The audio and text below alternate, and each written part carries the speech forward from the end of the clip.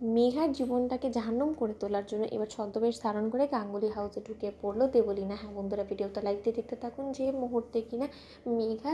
পিঠ পিছনে যখন কিনা কুসুমকে নাস্তানাবুদ করতে উঠে পড়ে লাগে, অন্যদিকে মেঘারই পিঠ পিছনে ছোড়া ঘোপার জন্য দেবলীনা যখন কিনা গাঙ্গুলি হাউসে ঢুকে পড়ে এবং দেবলীনা যখন কিনা বলতে থাকে যে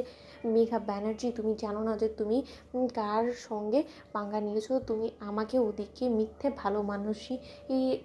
ঘুমটা পড়ে তুমি আমাকেই রীতিমতো ঠকানোর চেষ্টা করছো, আমার সঙ্গে বিশ্বাসঘাতকতা করছো, যার দৌলতে তুমি এ বাড়িতে ঢোকার পারমিশন পেয়েছো, যার দৌলতে তুমি আজকে এ বাড়ির বউ হতে চলেছো, তাকেই তুমি ভুলে গিয়ে তার সঙ্গেই রীতিমতো তুমি দুশ্মনী মোড় নিয়ে নিয়েছো। এবার দেখো এই দেবলীনা ঠিক কী করে এবং তোমার প্রতি পদে পদে তোমাকে এমন এমন অপমান অপদস্থ করবো যাতে করে কিনা ইন্দ্রাণী গাঙ্গুলি নিজের সিদ্ধান্তের উপরে ফের যাচাই বাছাই করতে বাধ্য হয়ে পড়ে। অন্যদিকে মেঘা যখন কিনা বলতে থাকে যে যাও কুসুম, তুমি বরঞ্চ আমার কিস করা এই টিস্যু পেপারটা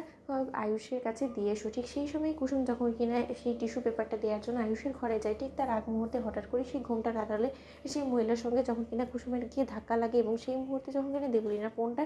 হাত থেকে পড়ে যায়, অন্যদিকে দেবলীনা ঘাবড়ে যায় এবং দেবলীনা তাৎক্ষণিকই যখন কিনা সেই ফোনটা সেখান থেকে তুলে নিয়ে সেখান থেকে পালিয়ে যায়। ঠিক সেই সময় কুসুম বলতে থাকে যে না, আমার কাছে বেশ সন্দেহভাজন বলে মনে হচ্ছে, এরকম করেই সকালবেলা আমি ধাক্কা খেয়েছি এবং এরা এখনও খেলাম এবং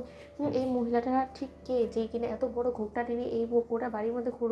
ঘুর করছে এবং সত্যি যদি এরা ডান্সার হয়ে থাকে আজকের ইভেন্টের জন্য, তাহলে এদের উপরে কী কাজ, আমি তো সেটাই বুঝতে পারছি না। এরা আবার কোনো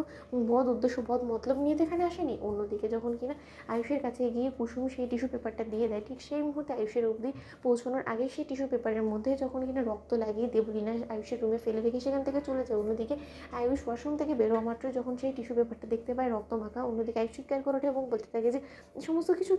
কী দেখতে পাচ্ছি আমি, এইগুলো এই টিস্যু পেপারের মধ্যে রক্ত কী করে এলো। অন্যদিকে আয়ুষের চিৎকার চেঁচামেচির আওয়াজ শোনা মাত্র বাড়ির শুদ্ধ সমস্ত লোকেরা যখন কিনা ঘরে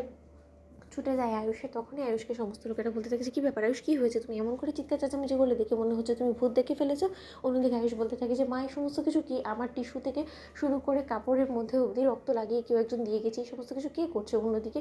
যখন কিনা দেবলীনা আর হাসতে থাকে আড়ালে দাঁড়িয়ে এবং বলতে থাকে যে এরকম করে তোমরা শুধু ভাবতে ভাবতেই রয়ে যাবে, কিন্তু বারবার করে দেবলীনা তোমাদেরকে চকমা দিয়ে এখান থেকে পালিয়ে যাবে। অন্যদিকে কুসুম যখন বলতে থাকে ছোটো সাহেব, এই টিস্যুর মধ্যে তো রক্ত ছিল না, এই টিস্যুর মধ্যে তো রীতিমতো কিস করে মেঘা ম্যাডাম আমার হাতে দিয়েছিল যাতে করে কিনা সেটা আমি অ্যাজ আ গিফট হিসেবে আপনার হাতে তুলে দিই, কিন্তু এর মধ্যে এই সমস্ত কিছু কী করে হলো, কখন হলো, সেটা তো আমি বুঝতে পারছি না। অন্যদিকে কিষাণ বলতে থাকে যে মা, আমার মনে হচ্ছে যে সেই অসতোষ প্রমাণিকে ওর লোক দিয়ে সমস্ত কিছু করাচ্ছে আমাদেরকে ভয়বৃত্তি দেখানোর জন্য, তাই আমি তোমাকে বলছি যে প্লিজ একটু সাবধান হও,